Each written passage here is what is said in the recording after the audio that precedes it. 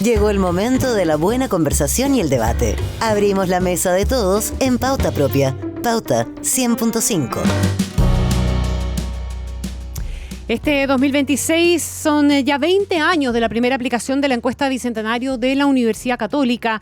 2 décadas ya de estudio que ha permitido observar cómo cambian y cómo persisten creencias, valores, expectativas y tensiones de la sociedad chilena. Y a propósito de ese aniversario estamos conversando, y lo hemos venido haciendo en estos días, con quienes han trabajado activamente en el diseño, levantamiento y análisis de la encuesta para profundizar en sus principales hallazgos, pero también en sus tendencias de largo plazo. Más allá de la desconfianza hacia las instituciones, la encuesta Bicentenario UC ha permitido mirar un fenómeno más profundo y también silencioso: el deterioro de la confianza entre las personas y la dificultad para sostener vínculos sociales estables. 2 décadas, ¿verdad?, en que los datos muestran cambios en la forma en que los chilenos se relacionan entre sí, perciben la convivencia cotidiana y evalúan el grado de cohesión de la sociedad. La pandemia del COVID profundizó estas tensiones y visibilizó la soledad, el aislamiento, la fragilidad de las redes de apoyo, y además abrió preguntas sobre la capacidad de recomponer la vida en común en un contexto de mayor fragmentación social. El psicólogo Héctor Carvacho ha trabajado de manera directa en el análisis de la cohesión social, la confianza interpersonal y las experiencias de soledad. Hay un capítulo, ¿verdad?, firmado por él en el libro que recoge justamente estos 20 años de la encuesta Bicentenario, y el título es súper decidor: La soledad en tiempos de COVID, a propósito de cohesión e identidad. Héctor Carvacho, muchísimas gracias por estar nosotros en Pauta Propia. Buenas tardes, ¿cómo estás? Muy bien, gracias por invitarme. Héctor, de desconfianza estamos hablando mucho, ¿verdad? Y la desconfianza recorre varios capítulos de este libro de los 20 años de la encuesta Bicentenario. Casi siempre se piensa en las instituciones cuando hablamos de desconfianza, pero desde tu mirada y desde la trayectoria de los números que tiene la Bicentenario, ¿qué pasa con la confianza entre las personas? Mira, pasa algo que es bastante lamentable. Chile, dentro de Latinoamérica, es uno de los países que tiene confianza interpersonal, vale decir, que tanto confiamos en las personas extrañas, las personas que nos encontramos todos los días. Y dentro de Latinoamérica, Chile tiene uno de los niveles más bajos de confianza interpersonal, y Latinoamérica, en el contexto global, es uno de los continentes que tiene niveles más bajos. Entonces, estamos hablando que como país estamos en un extremo de la distribución. Somos uno de los países donde la confianza en el otro, en si acaso yo puedo confiar en una persona que me habla en la calle, por ejemplo, es muy bajo. Y sabemos que esa noción básica de si se me acerca alguien, puedo confiar o no, se podría decir que es como la unidad mínima de contactarnos unos con otros y empezar a construir sociedad, empezar a construir comunidades. Ahora, mirando los 20 años, porque parte de la gracia, ¿verdad?, de la experiencia de la recolección de datos de ustedes es esa mirada que ya es largo plazo a estas alturas y tendencia. ¿Qué es lo que muestra la encuesta en el tiempo? ¿Un quiebre progresivo en la cohesión social? ¿Un deterioro lento y acumulativo? ¿Cómo lo definirías tú? Sí, la tendencia más global es que estamos bien pegados a la línea de abajo, digamos, es como bien establemente.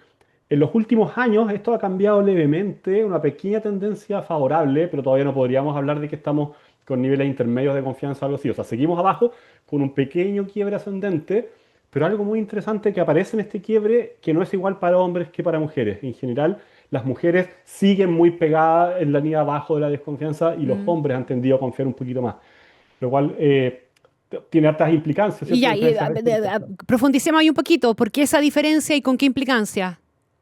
Sí, mira, la primera cuestión es que tiene que ver con cuáles son las razones del retraimiento público. En general, las mujeres tienen actitudes más prosociales en casi todas las dimensiones. Participan más de organizaciones sociales, ¿cierto? Es más probable que tengan relaciones de amistad, etcétera. Pero aquí se ve lo contrario. Y otros datos de la encuesta nos muestran que en general las mujeres en nuestro país tienen niveles mayores de temor, por ejemplo, a estar en la calle, a estar en espacios públicos, claro, de su seguridad. Entonces puede estar conectado con a eso. la cosa más emocional también.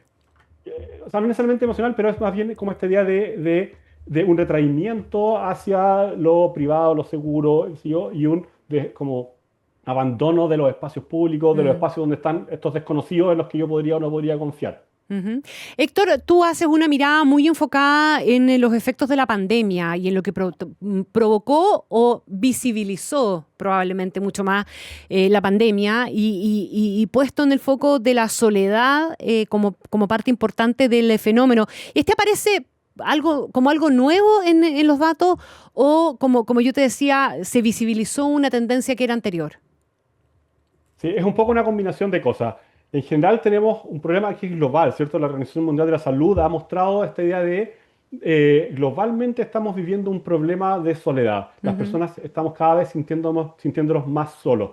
Entonces, Chile entra en esa tendencia global que es de más largo plazo, pero hay algunas cuestiones que son acelerantes y que marcan un quiebre bien importante en nuestro caso. Uno, evidentemente, es el efecto de la pandemia. O sea, la pandemia por definición nos aisló y eso mermó los tejidos sociales y hace que se generen más espacios solitarios. En segundo lugar, los cambios demográficos de la población. El número de hogares unipersonales que Claro. se levantaron en el último censo es impactante, Es ¿cierto? creciente, sí. Entonces, personas que viven solas, es más probable que se sientan solas. El número de hijos, en el fondo, estamos enfrentando a una generación que está recién entrando a la bicentenario, pero en el fondo esto va a seguir y la tendencia va a ser cada vez más aguda. Personas que no tienen hermanos. O sea, entonces, esta idea de personas que típicamente nos acompañan, ¿cierto? Nuestra familia, nuestras parejas, nuestras amistades, son cuestiones todas que se han ido reduciendo y que demográficamente, estructuralmente están reduciéndose. Entonces, estamos identificando como un cambio súper importante de esa composición. Y el dato más indicativo y que para mí es más alarmante de eso es que un cuarto de la población joven entrevistada por Bicentenaria se siente sola casi todo el tiempo. Casi todo el Esto es tiempo. más que las generaciones mayores, digamos. Sí. Entonces tenemos aquí como una población juvenil que se siente como sola a pesar de estar hiperconectado, a pesar de ser nativos digitales, de tener redes sociales, de tener, qué sé yo, es como, pero esa sensación de soledad es una cuestión Y alarmante eso, porque está conectado con muchas cosas. ¿Y eso contradice o no, te lo pregunto, la idea de que el mundo hiperconectado ofrece, comillas, más soportes sociales o que esos soportes sociales pueden ser suficientes? Contradice la idea de que la conectividad digital Mm, iba a resolvernos los problemas de sociabilidad, de estar conectados con otros. Sí nos resuelve un montón de problemas. Por ejemplo, si yo vivía en una comunidad pequeña, imagínate una ciudad chiquitita, un pueblo chico, y yo tenía intereses que nadie más en mi comunidad compartía. No sé, me gustaba leer Harry Potter y nadie por más. ejemplo. Claro, entonces ahora tú vas y tienes tu grupo de amigos Claro. online respecto a los que hablan de Harry Potter y eso es fantástico, eso antes no tenía, ¿cierto? Pensemos en personas como, no sé, de minorías sexuales que vivían en comunidades muy pequeñitas donde eran tal vez la única, experiencias terribles.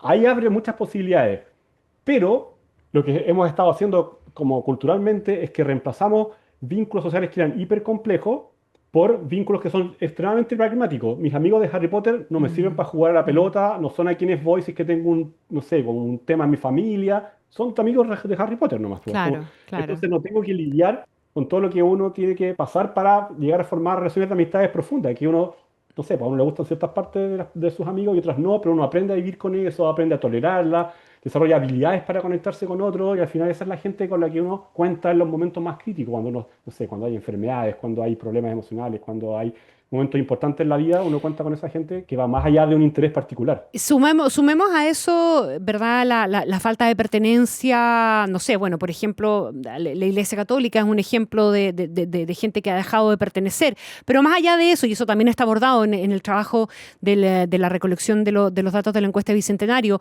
pero además está el dato de que la mayoría de la gente en Chile, y hablamos que era más del 60%, según lo que me acuerdo de lo que tú escribiste en el libro, no pertenece a nada, no pertenece a asociaciones, a comunidades, a juntas de vecinos, a nada. ¿Eso por qué y qué implica? Sí. Por distintas razones, hemos empezado a suplir a esas cosas que nos proveían estas organizaciones, tanto como lo religioso, o lo político, o lo social, lo comunitario, etcétera. Lo hemos empezado a suplir de otras formas. Por ejemplo, tiene que ver con el enriquecimiento de la población. Tal vez ya no necesito Mm, contar con una comunidad para conseguir ciertas cosas porque ahora puedo comprarlas, por ejemplo, y se pueden comprar muy, muy fácilmente. Ahora, en vez de jugar a la pelota con mis amigos del barrio, qué sé yo, hay, no sé, mis hijos pueden ir a un club deportivo o en el colegio, qué sé yo. Entonces como que se segmenta, ¿cierto? Y entonces ya no necesito construir comunidades que son densas, sino que está todo resuelto como, con cuestiones como particulares. claro. Y por otro lado está este retraimiento generalizado que el COVID agudizó, en que ya estamos menos conectados con lo público. Otro dato que es como muy simbólico de esto, el número de nombres de vecinos que conozco a lo largo de los 20 años de la Bicentenario se fue abajo. Como, conozco menos la gente que vive al lado mío, digamos, ya no necesito hablarles siquiera. Entonces tiene que ver esto con que ya no necesito estar tan inserto en estas comunidades, algunas de estas cosas las resuelvo de otros medios y funcionan bien, pero hay otras que no se reemplazan, pues, no se Mm. reemplazan.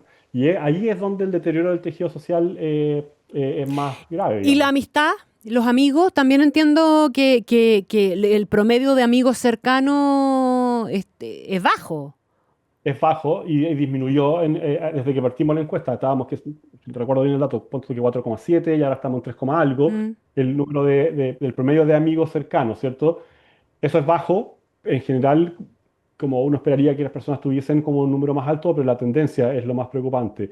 No es tan agudo como, por ejemplo, lo de los sentimientos de soledad, que tiene esta paradoja. Es como que estoy rodeado de más gente, pero me siento más solo, ¿cierto? Es como, y no es una soledad voluntaria, no es como que me quiero ir al bosque a descansar. No, no, no, esto es como cuando quisiera estar con otros, no estoy conectando. Mm. Entonces, mis vecinos, mis amigos, menos hermanos, etcétera, estas relaciones íntimas que son fundamentales para nuestra salud mental, para nuestra salud física, para sentirnos satisfechos con la vida, etcétera, cada vez son más difíciles de conseguir y de armar. Y ahora también, y no sé si es una contradicción o no, a lo mejor tiene que ver con el grado de conciencia que tenemos de nosotros mismos finalmente, pero la mayor parte de las personas no declara sentirse sola. La mayor parte no declara eso, pero es una tendencia que va como, o sea, en el fondo va aumentando el número de personas que se sienten solas. Y Ajá. esa tendencia está como anclada en estas cuestiones estructurales, entonces no hay nada que sugiera que la vayamos a revertir al corto plazo. Y eso es lo preocupante. Todavía la mayoría de la gente cuenta con alguien, ¿cierto? Cuando necesita. Es como, pero se está acelerando esto. Y te lo conecto con otros dos fenómenos, como uno es el envejecimiento de la población. Mm. Un número importante de las personas que viven solas son Son adultos adultos mayores, mayores, ¿cierto? sí, po. Exacto. Y es un momento vital en que es más difícil conectar con otros. Las personas jóvenes que se sienten solas, por lo menos están en contextos institucionales donde hay mucha otra gente, en Mm. los colegios, en las universidades, qué sé yo, en la educación superior. Entonces, es más fácil pensar, busquemos que aquí se conecten con pares, pero estos adultos mayores que muchas veces tienen problemas de salud, que limitan sus posibilidades de desplazarse, etcétera, y que están viviendo solos, es un problema súper difícil y es un grupo que va a seguir aumentando en la población, no es un grupo que se está achicando. Héctor Carbacho, psicólogo y académico de la Universidad Católica, déjame tratar de preguntarte o de proyectar todo esto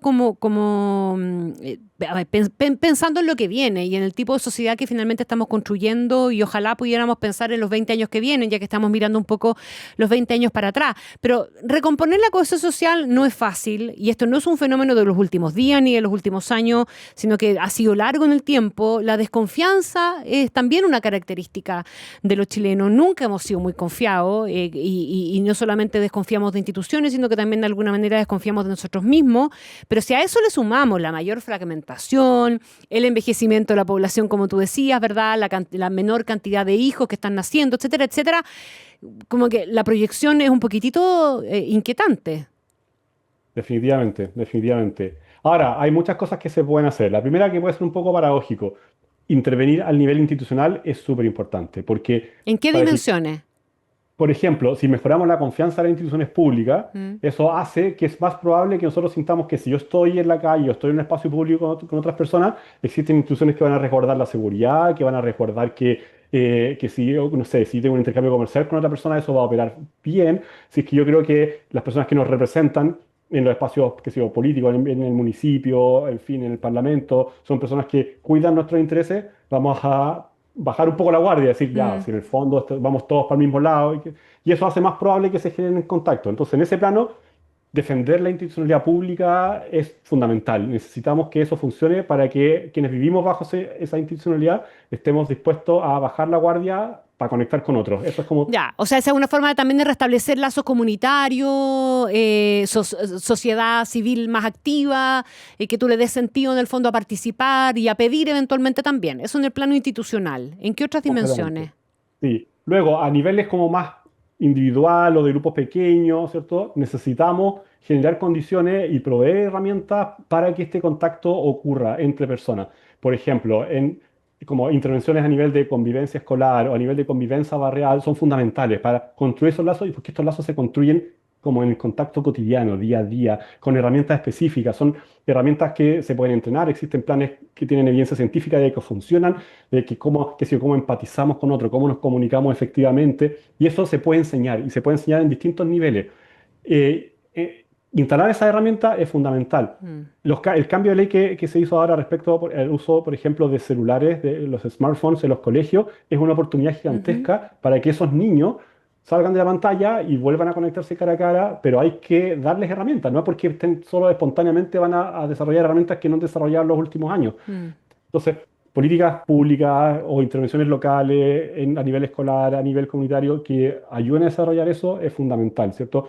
Promover relaciones de amistad, promover formas de convivencia, de resolución de conflictos que impliquen aprender a negociar con otros, que impliquen aprender a empatizar con otros. Eso es fundamental y es como muy microscópico, un trabajo muy de hormiga, pero pensemos en lo que pasó con el cambio de la mentalidad respecto a cuestiones medioambientales.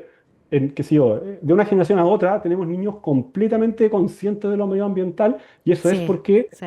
fueron políticas que les dieron las herramientas para entender eso, y como y son mucho más conscientes que mi propia generación, por ejemplo, que no Ujú. teníamos eso en el contexto escolar. Ujú. Héctor, hemos tenido, o sea, aquí la experiencia comparada funciona. ¿Somos comparables a alguna otra sociedad, algún momento de otra sociedad que haya logrado dar vuelta un poquitito a esto? ¿O este es un mal compartido y de la modernidad? O, le sumo una tercera cosa, tenemos un tema cultural o idiosincrático que probablemente nos va a ser difícil revertir. Mira, acá el desafío más grande es que estamos entrando a un plano extremadamente desconocido por la profunda influencia que tiene la tecnología en nuestra vida cotidiana. Eso me Eso ha tincaba. cambiado todo. Entonces es súper difícil saber qué ha pasado y qué va a pasar en otros lados hoy día. O sea, hace menos de 10 años atrás, casi todo el planeta se volvió muy abierto respecto al uso de la tecnología. Le pasamos teléfono a los niños, y pensamos estos son oportunidades para educarse, pues, oportunidades para conectar. Y ahora estamos echando para atrás países con restricciones súper radicales respecto al uso de las redes sociales, al uso de los Mm. teléfonos, etcétera. Pero la verdad es que no sabemos bien cuáles son los mecanismos, cuáles son las cosas que van a funcionar y cuáles que no. Estamos todo el planeta, digamos, un poco probando. Aquí yo creo que el camino es como volver a las cuestiones básicas. Hay cuestiones que nosotros sabemos que sí o sí son importantes. Necesitamos tener relaciones interpersonales significativas, no importa si estamos tecnologizados o no tecnologizados, y tenemos que recordar eso. Como, no sé, como esto de como, que te decía antes, como empatizar, conectar con otros, es demasiado importante. Y proteger esos espacios de una forma u otra es necesario. Y por ahí va la apuesta, digamos. Pero no tenemos no hay una receta conocida que sepamos que va a funcionar por lo vertiginoso de los cambios tecnológicos y cómo esos Ujú. cambios tecnológicos están cambiando cómo funcionan las democracias, están Sí, pues. cambiando cómo O sea, funcionan las en el familias. fondo estamos súper condicionados por lo que están, por esos cambios tecnológicos hoy día, y lo que uno ve es una mayor propensión al individualismo, a la polarización, a la soledad también, ¿verdad? Un poco lo que tú decías. Entonces, la verdad es que cuesta imaginar o proyectar por dónde. Incluso no solamente el impacto de las redes sociales, Héctor, también el uso de la inteligencia artificial. Completamente, Mm. completamente. Como cómo fluye la información, la calidad de la información, ¿cierto? Es una cuestión como demasiado rápida, demasiado... o sea, y como te decía antes, está cambiando cómo se hacen cómo funcionan las democracias, cómo se hacen las políticas públicas, cómo funcionan las empresas, cómo los clientes se relacionan con las empresas, cómo se desarrollan nuevos productos, cómo los niños responden preguntas. O sea, estamos frente a una generación de niños que tiene absoluta certeza de que todas las preguntas son respondibles. Eso es Claro, completamente nuevo, pues como claro. completamente nuevo. Como, No, y se entonces, las preguntan y se las responden ellos mismos, porque en el fondo hoy día exacto, van ellos mismos a buscar la respuesta. exacto. Y la inteligencia artificial hace esa interacción con la tecnología demasiado más fácil porque las habilidades humanas de comunicarse, ahora un computador las tiene, digamos. O sea, yo puedo hablarle en lenguaje coloquial, equivocarme y me va a responder bien. No es como antes, que me tenía que escribir una pregunta bien hecha, encontrar una fuente. Eso ya se acabó, los niños no necesitan eso. Bueno, ni los adultos, ni nadie. Entonces es tan rápido y es tan vertiginoso que es muy difícil predecir exactamente para dónde vamos. Típicamente lo que sabemos que son como los fundamentos de la vida humana, del Mm. contacto entre humanos, va a permanecer, pero las plataformas que sostienen eso están cambiando muy rápido. Entonces es Uno no difícil. encuesta niños, ¿verdad? Pero pucha que sería Algunos colegas lo interesante. hacen, ¿Ah? sí. Algunos colegas lo hacen. Sí, ya, y que yo sé que no están incluidos en esta muestra. Estas encuestas se hacen a partir de los 18 años, pero ¿qué nos podría mostrar una encuesta si se le hiciéramos a niños haciendo un poquitito las mismas preguntas y la misma lógica? Porque eso también nos permite proyectar lo que estamos hablando. Y mira, hace poco en Estados Unidos se hizo un estudio con padres e hijos a propósito del uso de los teléfonos y apareció algo súper interesante. Los papás decían que estaban extremadamente arrepentidos de haberle dado teléfono a los niños. O sea, el nivel de arrepentimiento es tan grande como el arrepentimiento que tenían de haberlo expuesto a alcohol tempranamente. Ese era como el nivel de arrepentimiento que había con respecto a eso. Y los niños en casos de colegios que habían implementado esta política de restringir el acceso a los teléfonos, decían cosas como, ahora jugamos en los recreos de nuevo. Claro. Como, es bien impactante la diferencia que hace, como que hay en teléfonos o no. Ahora, el tema del teléfono es una sola cosa, digamos, Claro, es pero en uno de los sí, varios temas. exacto. Claro, Eh, porque ese niño probablemente puede ser hijo único, puede no conocer a sus vecinos, o sea, podemos seguir, pues, todas las otras cosas que hemos ido nombrando pueden pasar igual. y le podéis sacar el teléfono y el resultado de eso es que lo aisláis más. O sea, no, Exacto, porque no queda porque como no bicho tenga. raro. Y porque no tiene las herramientas, porque no, Mm. hasta ahí no ha tenido que usar, no sé, pues, cómo lidiar con tus compañeros para construir amistades, si es que los tenéis como en un grupo de, qué sé yo, de WhatsApp o lo que sea, ¿cierto? Son herramientas que se desarrollan estando en contacto con gente y no porque uno dice así como, saquemos lo que le limitó el contacto, entonces ahora todo esto va a pasar mágicamente. Si no tienen las herramientas, pues, si no las han desarrollado. Déjame preguntarte una última cosa. Salud mental, a propósito de todo esto, como derivada finalmente de esta pérdida, de esta falta de confianza, de esta pérdida de cohesión social, de esta soledad. ¿Qué pasa con la salud mental ahí y de cuánto nos estamos haciendo cargo de eso? Mira, en Bicentenario nosotros hicimos un foco en salud mental justamente en tiempos de la pandemia. Y te voy a hablar primero del dato de Centenario y después te comento otro dato Ajá, que vi en otros lados. El impacto que tuvo la pandemia en la salud mental de la población fue bien dramático, ¿cierto? Sin embargo, lo más importante acá es notar que ese impacto es desigual en la población. Hay ciertos grupos que resintieron el impacto más fuertemente, particularmente mujeres con hijos, hijas en edad de crianza, ¿cierto? Es como sí. con hijos pequeños. Ese es el grupo que más se resintió su salud mental durante la pandemia, lo cual habla de cuestiones que van más allá de la pandemia, en el fondo como de la fragilidad que tiene la forma en que organizamos la sociedad en cuestiones que tienen que ver con, por ejemplo, criar los hijos y que sí, o sea, avanzado en igualdad, pero esta crisis pone de manifiesto que hay ciertas cuestiones a la base que surgen cuando se nos aprieta, como en este caso con la pandemia. Mm, mm, Más globalmente, la tendencia general de la salud mental de la población chilena era a la baja. El claro. punto más bajo fue la pandemia. Después de la pandemia estamos rebotando.